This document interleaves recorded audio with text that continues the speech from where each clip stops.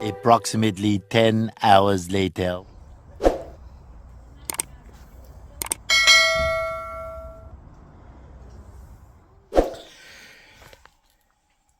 You're probably asking why there's a Nissan 4x4 on the front. Well, welcome to another J Talks Cars. This is a week now from the previous J Talks Cars. If you remembered in the previous one, I was discussing there was a knock from the suspension. I've since done some investigating and I've discovered that the bushes on the lower control arms have perished, and there's a bit of play, more so on the driver's side rear than there is on the passenger side. Both sides are damaged, so both sides are perished. So it's now a case of I'm going to have to put the car in the garage to get these bushes replaced. Now, the reason why I've got a Nissan X-Trail parked on the front, it's my grandfather's, well, more my mother's, but it's my grandfather's who owns it. And I have a wedding tomorrow, and I've been asked to drive the bride and the groom to the wedding location. So my car's let me down, not intentionally, because this problem has been caused by the condition of the roads. Yes, you could argue, well, the bush is wear and tear anyway. I think the wear and tear has been speeded up because of the condition of the roads. So I'm now in this position where I'm now using a car other than my own. So yeah, that's the situation with that. The next day. So what do I know about the Nissan X-Trail? Well, if I'm completely honest with you, not very much. From what I can think off the top of my head, I think this particular model came out about 2002, 2003. It's quite a decent vehicle. I've used this vehicle before, quite a few times. I once used it as a replacement vehicle when I worked at Creamfields Festival, just driving across the site. And what I can safely say is it's a very competent 4x4.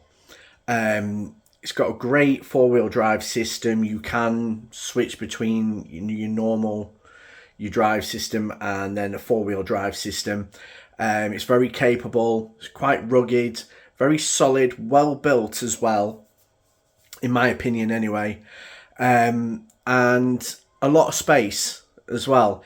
My criticisms are its seating position, because I don't like sitting upright and my pedals being lower than sort of, I think,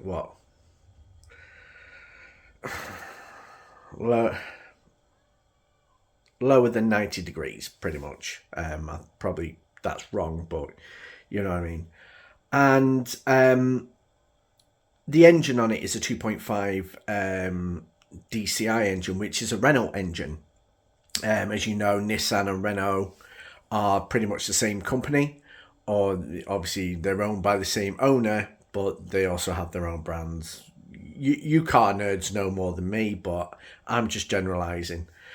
Yeah, the 2.5 DCI engine, which is a turbo diesel engine, I found is quite thirsty. If you don't drive around in it that much, I mean, economically, it kind of makes sense. But in terms of driving it every day and using it as a daily, compared to a petrol engine, yeah, the economy is better on average. But in terms of, you know, moderating your price in your pocket, if you will, and stuff like that, I don't find it as financially viable or efficient as what my car is. However, it's owned by my mother and my grandfather, so as you can imagine, the only time that they use it is either visiting family or going to and from the shops. So they don't do that many miles, and they just tank it up, and a full tank lasts them for as long as it lasts them. So it is a decent car in that respect. It is practical in that respect. I think it's a bit too much car for what, you know, I mean, their lifestyles, but end of the day, you know, everybody picks their own car according to their circumstances, or you would imagine so anyway. So yeah, it's a brilliant car. Like I said, the two things that I'm not too struck on is the seating position and its diesel engine 2.5. I'm sure they probably did better diesel engines. I don't know if the X-Trail has even been existed longer than it is. I mean, the one that I'm currently using is 2006. It's a Columbia edition. So I think it was like a collab with a clothing brand or a rugged outdoor brand. But it's brilliant. It's got all the mod cons. It's got sat nav. It's got cruise control, power steering. You know, the stereo's a bit more to be desired. Speaker system, if you're more bothered about your music in the car, is not too bad, but it could be better.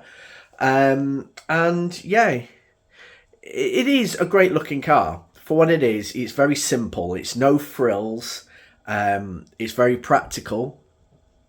But at the same time, you know, with any vehicle, they have their drawbacks. And my two personal drawbacks with it are the seating and the 2.5 turbo diesel engine.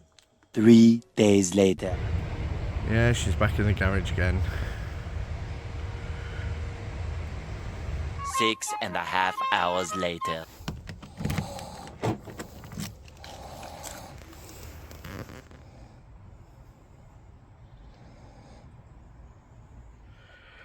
Okay. So the car's back home. So the problems with the car are the rear top strut mounts. The bushes have failed, mostly due to the state of the roads. They were fitted over a year ago, and they were practically a new part. They were in great nick.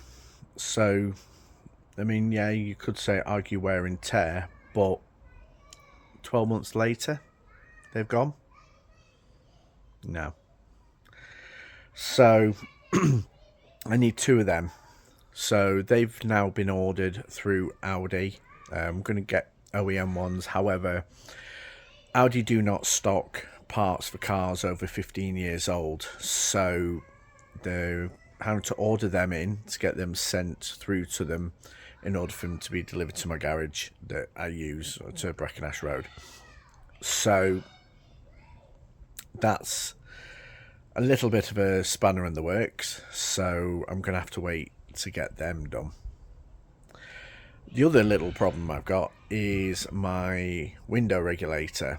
The control module in the driver's side door has basically packed in. It's had a new regulator done, it's had a new harness done, and now it's the actual control module that's knackered. So I've got a part number, and I'm going to see if I can find one. The next day. Right, so problems with the car. Well, firstly, I need two new rear suspension top strut mounts for the shock absorbers. When I replaced the shock absorbers, which was over a year ago, I replaced the bump stops, the sleeves, and the upper top strut mounts. However, it's been over a year, and the state of the roads round here have, I'm going to assume, caused these parts to fail. And because they're out of warranty, I can't order new parts, so I've asked the garage to order the parts through Audi. I believe they still supply the parts, but the thing is, they don't store the parts here in the UK, so they would have to order them from Germany. So it's a bit frustrating, but those are the first few things that I'm going to need. Also as well, I need a new window motor.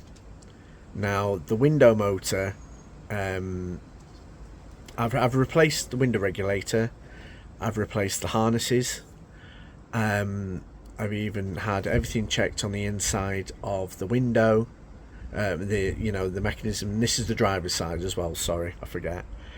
And after all this, we discovered it's actually the motor and the actual module, it's like a control module for the windows, because that side also powers the other 4 windows as well. It's like a loop system it runs on. So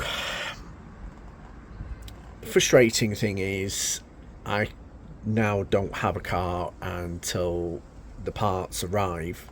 I haven't ordered the window regulator, the window motor, because the Audi price from Audi is over £500. Let's think about that. Over £500 for a window motor. Also as well, the original part number has been superseded so many bloody times. So now I've also discovered that this part is still being used in current models. So it's quite interesting, the fact that apart from a car of 20 years ago, is now still being used in current models and current cars. So yeah, that's a little bit frustrating. So I'm looking now, try and locate and source this part from a breaker's yard or a Audi spares supplier. So this part is becoming a bit of a challenge to get hold of. I can live with that, with one window that doesn't open, to be fair, because the weather is starting to get a bit cold. As you can probably see, it looks a bit gloomy around here. So yeah, that's the least of my worries anyway, but that's something I'm currently on with my car. The main problem at hand is the rear strut, or the shock absorber top mounts, if you want to simplified terms. Like I said, repeat, the bush has failed, obviously from the rebound and the state of the roads, more so on the driver's side rear than it is the passenger side rear, but they're both damaged, they both need replacing, and I'm hoping the OEM version is a little bit more durable. If not, then I'm going to have to go down the route of getting a set manufactured, or basically try and fix the problem in some way and get more durable bushes and mounting bolts and ways for it.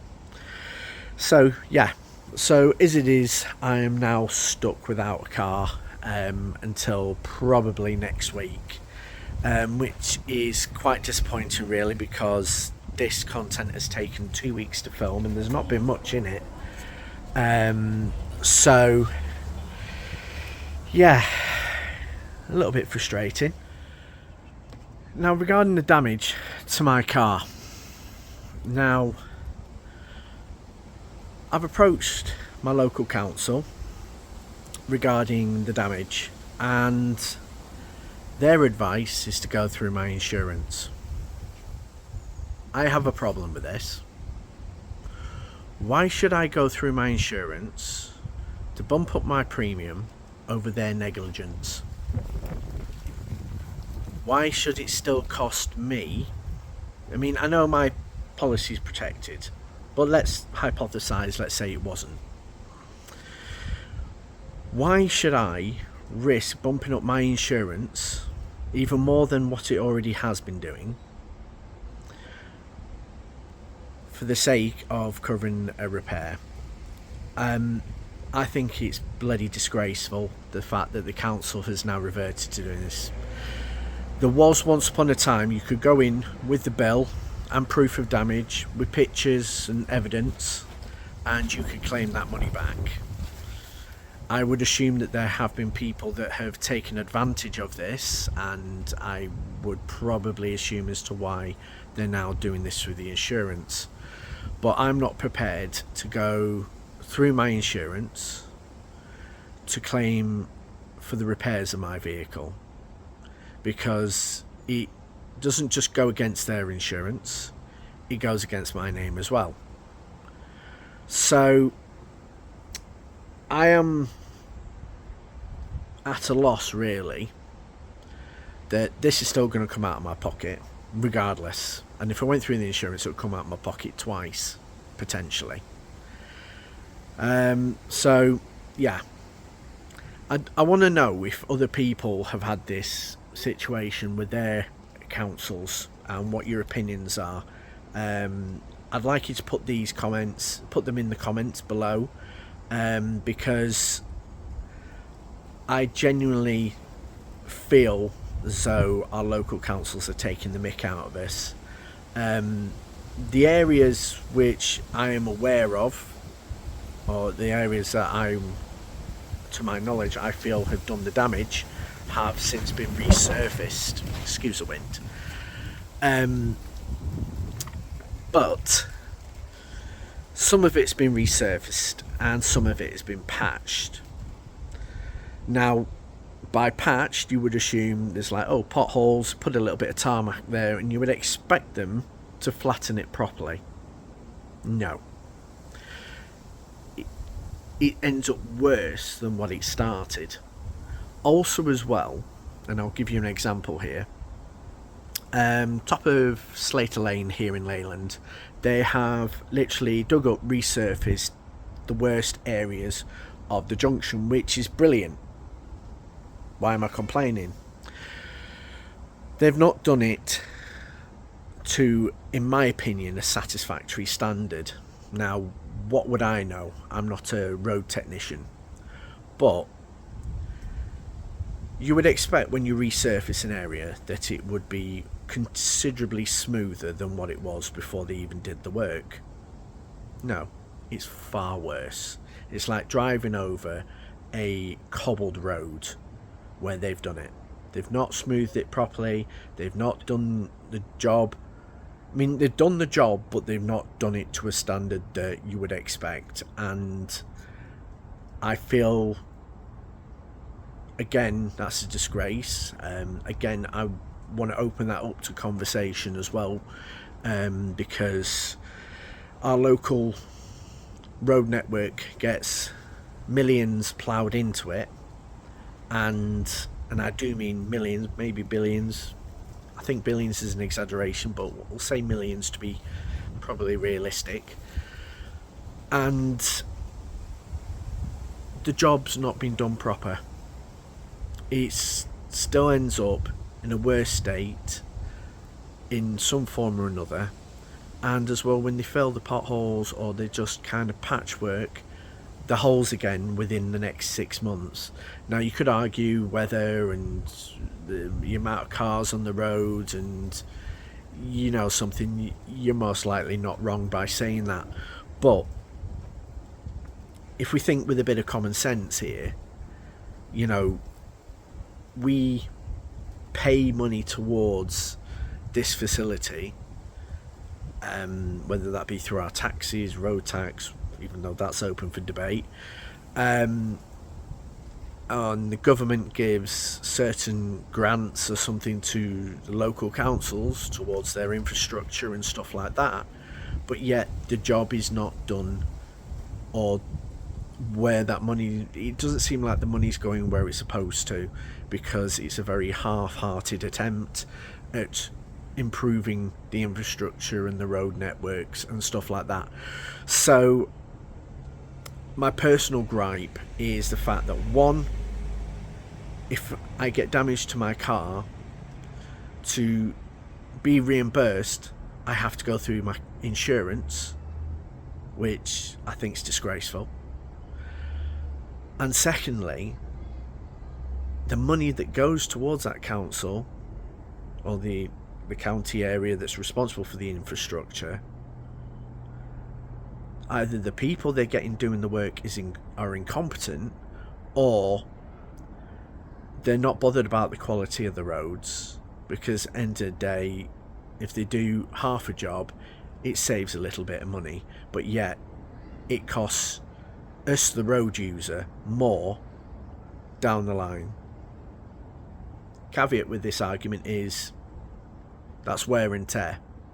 Yes, but like I made a point of before with my rear suspension up at strut mounts, they were brand new parts 12 months ago, maybe just over 12 months ago, right? In my time in the industry, I have not known this part to fail within 12 months unless it's been poorly manufactured. There is that point, possibly. So I'll remain on the fence with that. But that being said, there has to be a certain amount of force that goes through that said part in order for it to fail. I don't use my car as much as I'm not it's a daily, but I don't use it daily. I use it as and when I need to use it, i.e. when I'm travelling all over the UK, or if my partner's car's out of action, or if I need to pop to the shops. That's the only time I use it. So my use doesn't reflect the damage, in my opinion. So yeah, what are your thoughts on this? Because I'd be interested to find out. I mean, maybe I'm being overly critical on this. Maybe I'm being a bit Karen about the situation. But in truth, you pay towards your infrastructure. You pay towards the roads. So why are they not doing the job proper? And furthermore, why do we have to pay twice to be reimbursed? Because that's all it is. You pay for your car insurance, you pay for your damage. So I stand corrected, actually. You pay 3 times almost, because if you go through your insurance, if your insurance is not, your policy is not protected, you have to pay an extra premium on top of the premiums going up. So how is that fair? How is that logical? So yeah, I'm disgruntled with the way that road users are being treated, especially when the infrastructure is not being looked after like it should be, and or maybe they're allowing incompetency to create more problems. I don't know. Again, I'll leave it with you guys, because I'm not an expert, I'm not a politician, but I just want to kind of get people's opinions on this, because I want to understand this myself. But yeah, that's where I'm at with my car now. My partner's car is fine, and you probably noticed a little bit earlier in the video that I've been using my granddad's Nissan X-Trail. I want to say, after using it for a weekend, it's a fantastic vehicle. The fuel economy for a diesel is not fantastic. It drives beautifully, but compared to my car, it's a bit thirsty. Another thing that I want to bring up is regarding garages. Now, I won't name the garage in question, because I'm sure many of you watching this have probably heard this story before. from, from different people, different sources and different scenarios. My grandfather, he's in his 80s, and he took this vehicle to a garage he's been going to for a while, and he sent it in for a service and rear discs and pads and a few other things. And I'm dubious as whether this work was done, because his vehicle was supposed to have had rear disc and pads in the May of this year. We're now, end of August, start of September, and the rear disc and pads haven't been done. I can tell because there was a lot of grinding at the back of the vehicle and a lot of scuff and scraping at slower speeds after braking. So that vehicle is now not really safe to be on the road. Admittedly, it has brake pads on the front and it does stop, but obviously, as for you many mechanics and motor enthusiasts out there, you'll be aware that the brake pressure goes not just to the front but to the back also.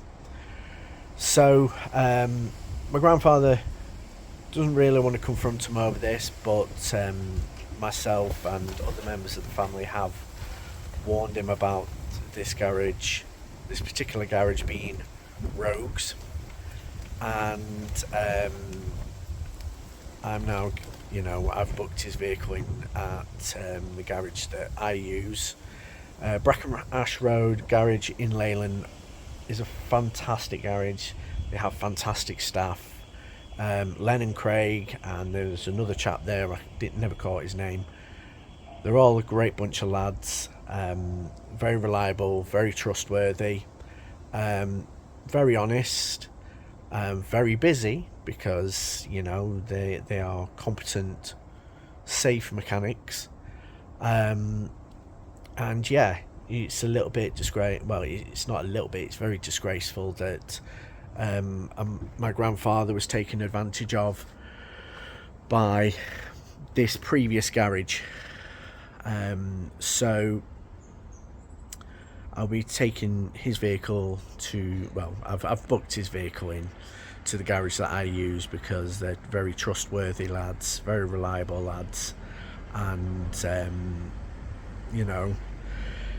it's just a shame that senior folk seem to have taken advantage of. I can appreciate maybe some of these garages that do things like this are either under pressure, or they may not be doing well financially, or they're just trying to take in that much work and trying to get it through as fast as possible. I mean, I get that, I appreciate that. I've been in the trade for over 20 years. I have seen it happen. I've witnessed these sort of things. So, it's disgraceful that it's happened to my grandfather. But there has been a solution, and I've got in the process of resolving it. So that's something I wanted to bring up, which has been on my mind, and right. So that's another J Talks Cars. A little bit of a short and a bit of a strange one. I've basically been intending on tackling a few points in this. Obviously, there won't be a resolve to my current situations with it, because I want to keep it very realistic and in time. Not like, I'll have it fixed and then skip through and it's fixed and it's finished and it's whatever. I'm being realistic. So as it stands, my car's off the road, or I'm not using it anyway due to the damage on it, and as well, there's a few matters that I wanted to bring up. So I'll get back to point hand. I'm going to leave this at this. Please comment, like, subscribe. The next one will clearly have an update as what's happening with my car, maybe a few jobs that I can do. In terms of modifications and stuff, it's coming towards the end of the year. It's more of a case of now looking after the car to get through the winter months. So that's what I'm going to be doing. Anyway, I'll see you in the next episode, if you will. So please comment, like, subscribe, and I'll see you then. Ciao bien. Are you looking for a site where you can show off your pride and joy amongst a group of other fellow car enthusiasts? Well, I've discovered recently Car Fans. Now, Car Fans is literally a social media site for car owners and car enthusiasts. On there you can share pictures of your car's specs. You can even go to see when the next car meet's going to be, and you can even speak to some of the professionals in the trade that can perhaps help you to improve your car. I've stumbled across this, and I have to say I'm absolutely loving what they're doing. This is something totally unique, and it's something that, in my opinion, the car scene has needed for a while. A lot of the past, there's been car forums where you just kind of reply to somebody putting up something in a certain topic list. This is it's where you can just go real time, and you'll speak to people who perhaps know more than you, or perhaps may rely on your knowledge of certain cars, certain mods, certain modifications, engineering, mechanicking, bits and pieces like that. So this is a fantastic site to check out. I recommend visiting carfans.com. Get yourself registered. It's literally your car social media site that you need to be on, and trust me, this is a fantastic place to be. You're in a world where other people appreciate the same love that you do. It's going to be absolutely superb, and I would highly recommend you do that. Visit carfanstoday.com and join a community of like-minded car enthusiasts sharing their experiences, knowledge and passion of their love for motoring.